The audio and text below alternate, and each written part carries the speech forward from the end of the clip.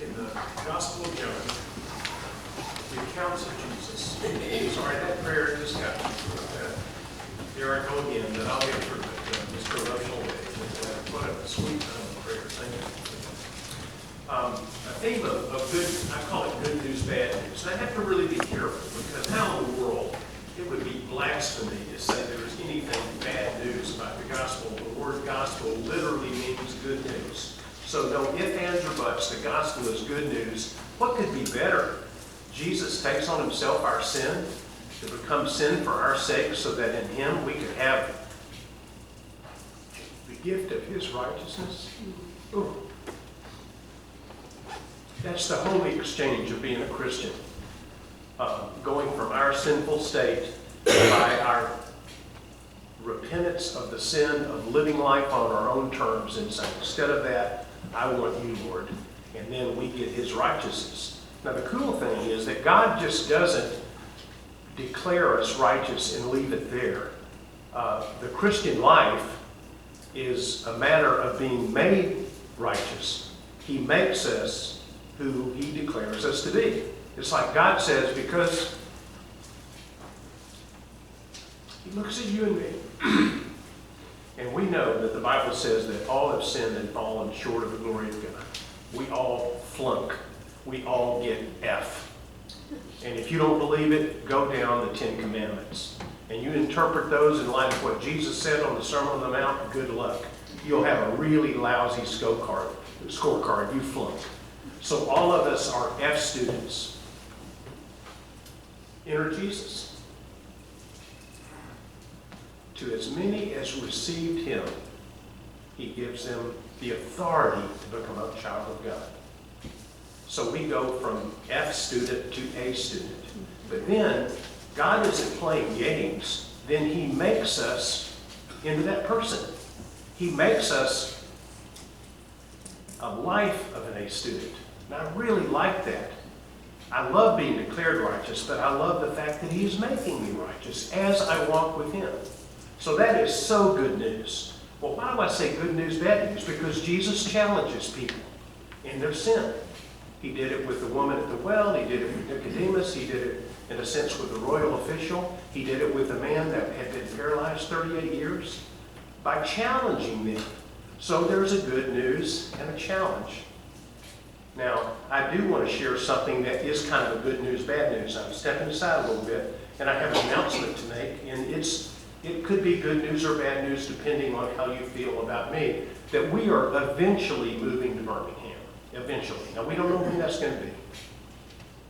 So, why is that great news for us? Because we have been where we live for 37 years. That's pretty good track record to be in one house. How long were y'all in that house before you? 35. So you know what it's like. And oh my goodness, the idea of moving, holy mackerel. It's going to be such an amazing thing to try to move. But why are we doing that? We're doing that. The good news of it is that we love our grandkids. Of our 5 adult children, 4 of them live in Birmingham. And of those 4 adult children, 2 of them, actually, one of them has really come through for us. Grady and Claire had 5 kids. You know what that's like, Vivian and Mark. 5 grandkids out of one family. Murphy and Jade are having their first baby. And we actually have bought a house in Birmingham that is 1 mile from Grady, 3 miles from Murphy. I mean, it just doesn't get much better than that. Now, being a man of means, I had to have a bank help me do this, and they're giving me a year. Thank you, bank. So we will be selling our home and farm sometime within a year. And I shared this with Myron, and I said, you know, most people give a 2 weeks notice. This may be a 1 year notice. I don't know what it is. And in business, in the corporation, you would never do that. You would never say, I think I may be leaving you in about a year. And the corporation, they would say, no, I think you're going to be leaving us in about 2 weeks. That's the way the world works. But we don't operate like the world. Now, I say that, you might think, here's our chance. We've got to get somebody else. We've got to get somebody else. But we are with you as long as we're here, and we don't know how long it's going to be. Now, why a year? Well, you know, we're not leaving our home empty. because if people come looking at an empty house, it's kind of like the sharks are swimming because they smell blood in the water. I'm certainly not going to advertise any desperation like that, so we're going to stay put until God sends it right for us. So that's a good news, bad news announcement, depending on how you interpret it. But back to John. Here we have a great example of good news and challenge. Now, the good news, if you'll bring up the first passage, John, the good news is that Jesus is the bread giver. Let's look at this together. Is that too small? Can we do it? Let's try to read it together. Ready? Sometime after this, Jesus crossed to the far shore of the Sea of Galilee, that is, the Sea of Tiberias, and a great crowd of people followed him because they saw the miraculous signs he had performed on the sick. Then Jesus went up on a mountainside and sat down with his disciples. The Jewish Passover feast was near. When Jesus looked up and saw a great crowd coming toward him, he said to Philip, "Where shall we buy bread for these people to eat?" He asked this only to test him, for he already had in mind what he was going to do. Now we know this story. We know what's going to happen. But there's some really cool stuff in it as we look at it more deeply. And it says sometime after this. After what? Well, it was after the miracles. The last one he did prior to this was the healing of the man paralysis for 38 years. Remember, we compared him to Johnny Erickson Todd, a man who had been paralyzed for 38 years. And even though Jesus was quiet about it, he didn't do it with fanfare. It was purely out of compassion. Because after he did it, it says Jesus slipped away into the crowd. He didn't want that. That's not really what he was there to do. He healed people. Yes, it did demonstrate his power, who he was, but he healed people out of compassion. And he would withdraw from the crowds, because if you want a big crowd following you, do some miracles. I mean, real miracles. And his were real miracles. And people followed him, and the popularity was growing. So this time he goes across the Sea of Galilee to the other side. And by the way, a scholar helped me on this. The place to which he withdrew would be what we now would call the Golden Heights. Isn't that interesting? Just the melting pot of activity of the Holy Land is absolutely amazing. And then a scholar also helped me understand that you could translate this phrase that says, the crowds followed him. It says they followed him and kept on following him. I think they call that present indicative active. It's an ongoing thing. They just kept going. Wherever he would go, they would go. And he magnified the situation, because now we come up on Passover. And when it was Passover, there were even more people. And then it says Jesus looked up and saw this great crowd. And then he says to Philip, and don't you love people who teach with good questions? I mean, really good questions. I don't mean dumb questions. I'm really good at that too. I remember leading small groups. Sometimes I would ask a question, and later I thought that was a dumb question. Jesus never did that. He asked great questions. And so he says to Philip, "Where should we buy bread for these people to eat?" Now let me tell you about Philip. He was an absolute realist. He was a realist. I think he was kind of a CPA or an accountant type, because when he answers the question in terms of 200 denarii or 6 or 8 month wages, he was thinking very analytically.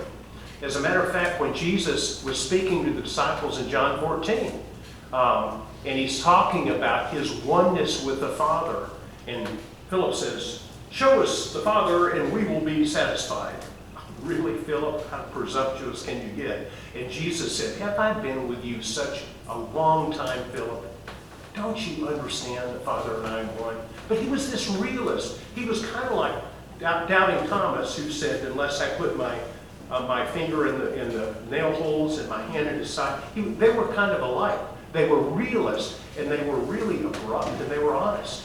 So Philip assesses the situation. When Jesus picked him out, he didn't say to the disciple who has an idea, "Philip, what should we do?" And so Jesus did this to test him. And so Philip answers about, he answers the question. Let's pop up the next one and see what Philip said. Oh, here we go. Thank you. I didn't receive it. You want to read this one again? Let's try it. Here we go. Philip answered him, 8 months' wages would not buy enough bread for each one to have a bite. Another of his disciples, Andrew, Simon Peter's brother, spoke up. Here's a boy with 5 small barley loaves and 2 small fish. How far would they go with so many people? Jesus said, have the people sit down. There was plenty of grass in that place, and the men sat down, about 5,000 of them. Jesus then took the loaves, gave thanks, and distributed to those who were seated as much as they wanted. He did the same with the fish. Okay, so Philip says, okay, it's going to take a lot of money. Some versions translate 200 denarii as 6 months' wages, others say 8 months. But it was a lot of money. If the average income $50,000, hey, $25,000, $30,000. It was a lot of people. It takes a lot of money to buy food for that many people. And really, the question was twofold. The problem was twofold. Number one is, where's all that money going to come from? Because Jesus did not gather to himself. He didn't feather his own nest. As a matter of fact, when the rich young ruler came along, the disciples were really frustrated when Jesus said, just sell everything you have, give to the poor, then follow us. And they were troubled by that because they saw, we're going to have a follower and we're going to go from days in to 4 seasons. We need this guy on our team. He's got a lot of money. But Jesus basically said, your money is your God. You have to, again, what does he do? He challenges us in our sin, and our sin is having a God other than him. And so Jesus challenges him. He fails the test. He went away, not happily, he went away sorrowfully. So they didn't have any money. Problem number one, even if they would have had the money, where in the world would they go to get bread for that many people? It was truly a problem. Now, why didn't Philip have an answer kind of like this? Well, Lord, this is a big problem if we do it on human terms, but we know who you are, Lord. And by the way, Lord, we are kind of like David. When he faced Goliath, what was his mindset? When David was facing the giant, it says he remembered the lion and the bear. He remembered past victories. The same God who delivered me from the mouth of the lion, the paw of the bear, will deliver me from this Philistine. That's a great thing. When you start shaking and you get a little nervous, can you remember what God has done? Oh, our memory has a great way to encourage us if we remember the great things God has done. And he could have said, remember Moses and our fathers who were wandering in the desert? What did God do under Moses' leadership? Manna. He flew in food every day. And it was a marvelous thing, and God provided. What about Elijah? How did he get taken care of? By the ravens. Now that doesn't sound very good about a raven bringing food in its mouth, but if you're hungry, it probably was really good. So Elijah was fed by ravens. What about his protege, Elisha? He was fed because God used the oil of the very poor widow, and he multiplied it, and it kept coming, and it kept coming, and it kept coming. And he said, Lord, look what God's done. I'm sure you've got this under control. That would have been a great answer, but that didn't happen. So, but good old Andrew. Now, who was Andrew? Simon Peter's brother. It was Andrew who said to Simon Peter, you got to meet this guy. You got to meet Jesus. So Andrew was really, really, really cool. So Andrew comes up and he said, there's this little boy, and he's got 5 small barley loaves and 2 small fish. Can you imagine that some of the other disciples might have said, Andrew, you idiot. What a dumb thing to say. And I even wonder if Andrew said, why did I say that? What good is 5 barley loaves and 2 fish with this crowd? I mean, it really could have been an occasion for criticism, cynicism, and insults to Andrew, but maybe he just said, well, here's something, Lord. Here's something, and you can do something cool with it. So maybe that was his mindset. By the way, a little insight with this boy. I didn't know this until recently, just studying that barley was a poor man's food. This little boy did not come from wealth. As a matter of fact, in the Talmud, it's written that one man says, "My, what a fine field of barley."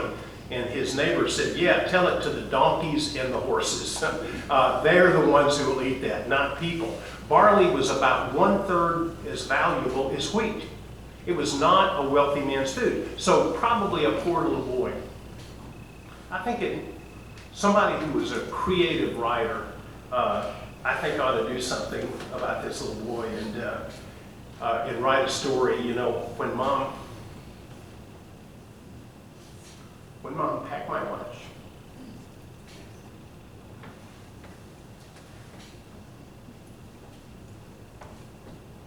his whole life he remembered. His whole life he remembered that his mom packed his lunch. His whole life he remembered that, hey, this is my lunch. So what? My mom thought enough to feed me. I'm not giving this food up. But he was cooperative. Now, what happens next? The people say, what's this? This little bit of food with so many, and Jesus said, have them sit down. What did Jesus do? It's right there. He took the loaves and he gave thanks. He gave thanks.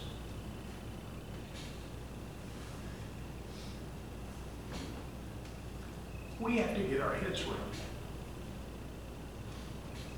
that. We have to live in gratitude to God. As a matter of fact, I hope I never ask him for something without at the same time thanking him for who he is, thanking him for loving me, thanking him that he always does what is best. God, you are good and what you do is good, we read in Psalm 119. To always be thankful. That's what it means to pray in faith believing. Not the little train, I think I can, I'm going to get what I asked for, I hope I get enough, I believe enough, I'll get it. No, faith believing in God. Faith believing in, we take our burden to the Lord and leave it there. But he thanked God. It didn't he say, he said, now, Father, these people are hungry and I know you can do something about it. And he gave thanks. He gave thanks. And I'm convinced that our prayer life can tend to be so rude, that we ask and ask and ask. And Jesus tells us to ask, The Bible clearly says that we're to ask, knock, and ask, seek, and knock. I mean, Jesus said to do that. James tells us that we have not because we ask not. We've got to ask God. And that's a good thing, but we ask him in thanksgiving. We ask him confident of his love for us. And if all we do is ask, and we don't thank, then doggone it, we're rude. Now, I know how Katie and I feel when we give, like generally, money to gifts seem to be, please give us gift cards, give us money, that type of thing. And we know what it's like when we give, and there's never a thank you. It kind of thinks, really? Just enough to phone call or something, and that's just human. We kind of want to be thanked. But if there's not any gratitude on a human level, we understand that. Let's think about God, who constantly gives. Are we thanking him? Are we thanking him? Well, Jesus thanked God. Some insight into gratitude. If you look into Romans chapter 1, and when Paul is explaining that there is no one who has any excuse for their disbelief. And he says, even the people who look around and have never heard the gospel, but they can see the evidence of God by what has been made.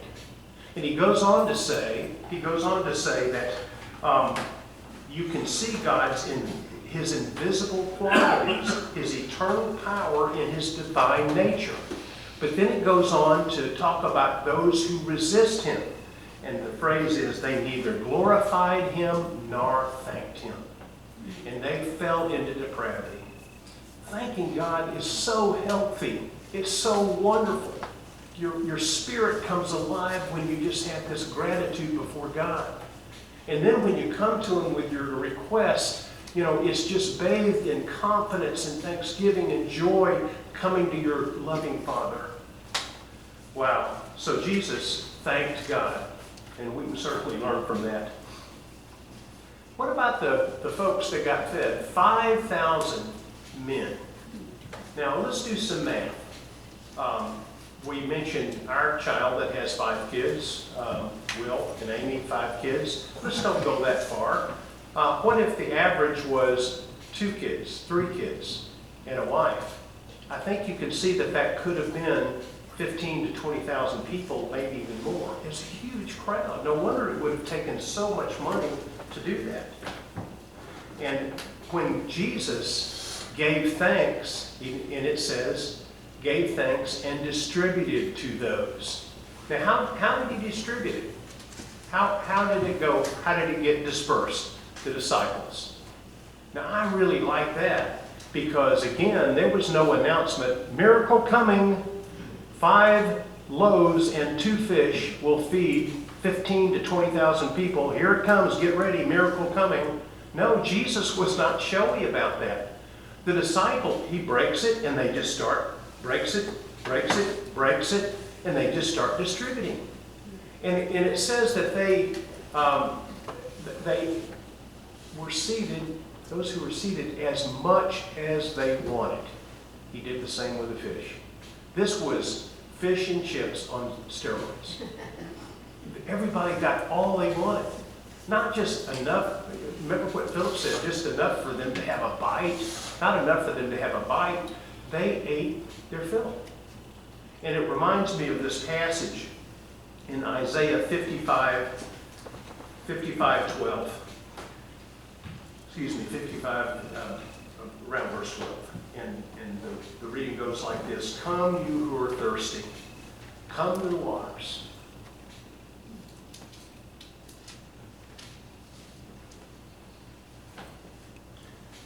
Come and buy food without money. Come, buy, and eat. This is God's invitation. You who are thirsty, you don't have any money. As they would say, that's not a problem for God. Come, buy without money and eat. And then it talks about what God does, and it ends with this phrase. And I love this phrase. Delight your soul in the richest of fare. Think about that. Delight your soul in the richest of fare. That's what God offers. You know how to get people to drop their idols? To drop the things in their life that they fill up on that don't satisfy? Give them the richest of fare. I know that we're kind of dog folks. We're dog people. And I don't know why we love dogs so much, but we just do. And I remember with some dogs, I loved to play tug of war with a bone. And I remember with one dog, he would grip that bone so tightly that I could lift him off the ground with him holding it on his teeth. And, they go bury the bone. And sadly, I've shared with you all this, I wasn't very good at cows. I got really good at burying cows and cremating cows, but there were always at our house, the farm, that dogs could always find a cow bone, no problem. And sometime it would be a bone as big as the dog, like a rib bone. And I remember one dragging in a hip bone. By the way, a hip bone of a cow makes a really cool mask, if you've ever seen that. But they would drag in these bones, and I'm not trying not to be gross, but sometimes they were. And you think, well, get rid of that thing, but they won't let go. But I tell you what, you bring out a piece of steak, they'll drop that bone. Gosh, we need to tell people, drop that mangy bone God has for you. He has for you the richest of fare. Well, at this point, let's go to the next passage, John. Okay, one more reading. This will be it. When they all had had enough to eat, he said to his disciples, "Gather the pieces that are left over. Let nothing be wasted." So they gathered them and filled 12 baskets with the pieces of 5 barley loaves left over by those who had eaten. After the people saw the miraculous sign that Jesus did, they began to say, "Surely this is the prophet who is to come into the world." Jesus, knowing that they intended to come and make him king by force, withdrew again to a mountain by himself. So, by the way, I'm not saying anything political, but Jesus, he was a conservative. He didn't like waste. And that's what a conservative is. That's one definition, is you don't like waste. Gather the pieces that are left over. Let nothing be wasted. I really like that. I really like that. So they gathered them, filled 12 baskets. A lot of people have said one for each tribe of Israel. I don't quite understand that. One for each disciple. But at any rate, there were 12 baskets of leftovers. And after the people saw the miraculous sign, they did, oh, of course, surely this is the prophet who has come into the world. Now, what did that mean? That meant that their bellies were full. They not only saw a miracle, they ate a miracle. And they were happy. And here they come to take Jesus, to take him by force, to be their king. Well, what I would say to that is that he withdrew. He said thanks, but no thanks. Now, why? Why did he withdraw? Because he understood that they were following now. His popularity had gone from seeing a miracle to getting free food. And you want to make somebody popular, promise them free food. And he was not that type of Messiah. They wanted a leader that would provide everything for them, of course, to throw off Roman rule. But that was not the kingdom that Jesus came to establish. And so what happens is that just like when he was in the wilderness, and Satan, you remember the temptations? That you have 2 different orders, but I'm going to use the order, I think, of Matthew. The first temptation was turn these stones to bread, and Jesus said, man shall not live by bread alone. The second one was go to the top of the temple and make a spectacle of yourself, jump off, and the angels will catch you. And Jesus said, no, we're not going to tempt God. We're not going to do that. And the third, and the crowning temptation was this. If you will worship me, Jesus, if you will worship me, said Satan, see the kingdoms of the world, I have dominion over them. Yes, he did. Jesus said Satan was the prince of the world. I have dominion over the world. Worship me, and it's all yours. And you might think, oh, that was the worst job you could have done, Satan. You failed on those other 2. That was ridiculous. He would never do that.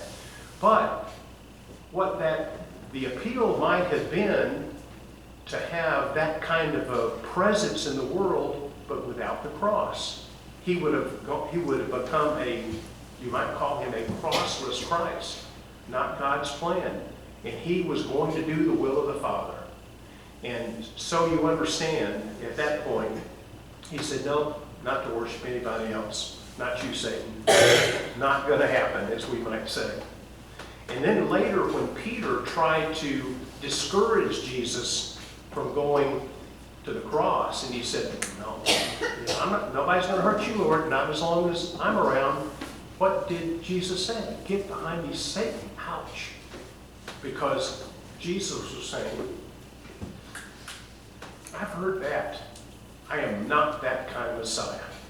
I am not a worldly, earthly king.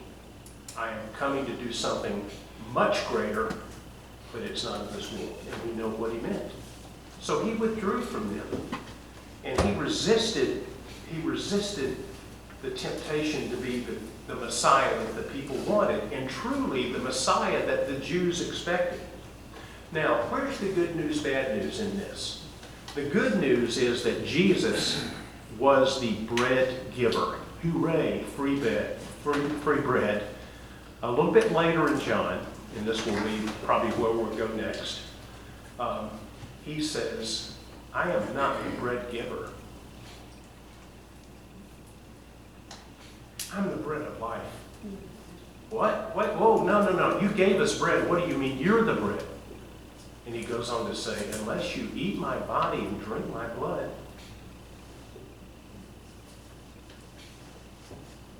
you won't know me. You can have no part of me. And they left by the droves.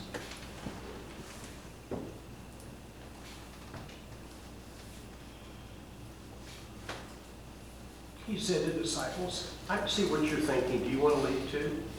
Oh, they said, Lord, this is hard teaching. Which means, why did you say that? You were so popular. You just lost your audience. Look at him leaving. What's he saying to us?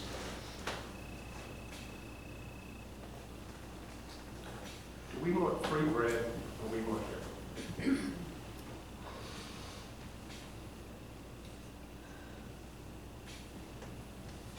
Do we want the miracles? Or do we want the miracle worker? I'm going to give you a hypothetical. One of my kids, when they're little, says, Dad, I really want to go to the movie and see the show. I said, oh, that sounds great.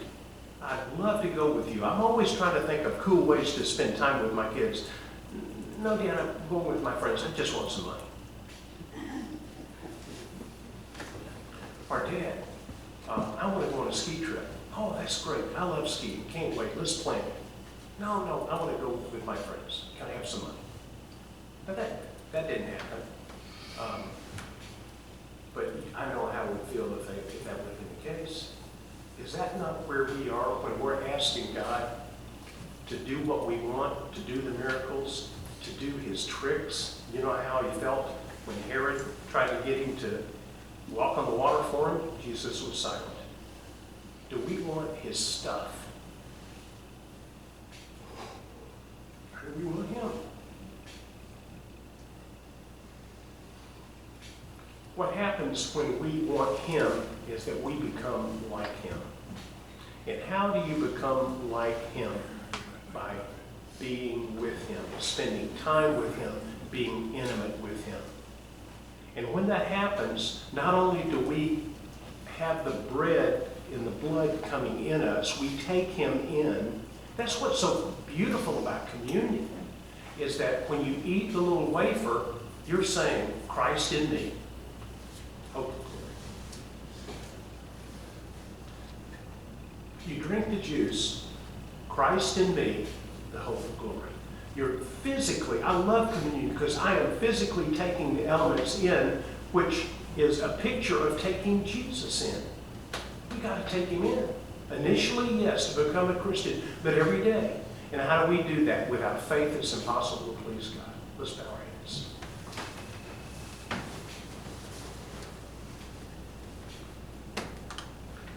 Father, first of all, please forgive us.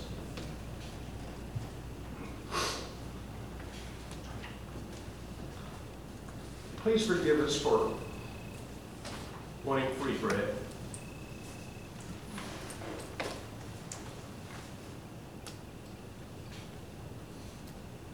I'm so guilty of that.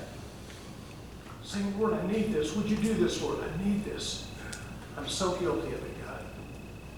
And to be delivered from that, I just declare I want you more than your stuff.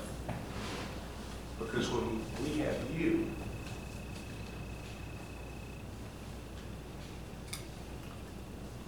we have the richest of fare. God, enable us to fix our eyes on you. Help us be like Johnny Erickson Todd. Though she was not healed of her paralysis, she could say that the gentle Savior did not pass her by. She didn't get the miracle she asked, but her whole life is a miracle because she trusted you regardless. Lord, help us want you more than anything else in this world. We love trust you. We thank you that you're patient, that you forgive us, that when we confess our sin, such as the sin of wanting free stuff, that you forgive us and you cleanse us and you change us. And Lord, as we spend time with you, thank you for conforming us to the image of Jesus.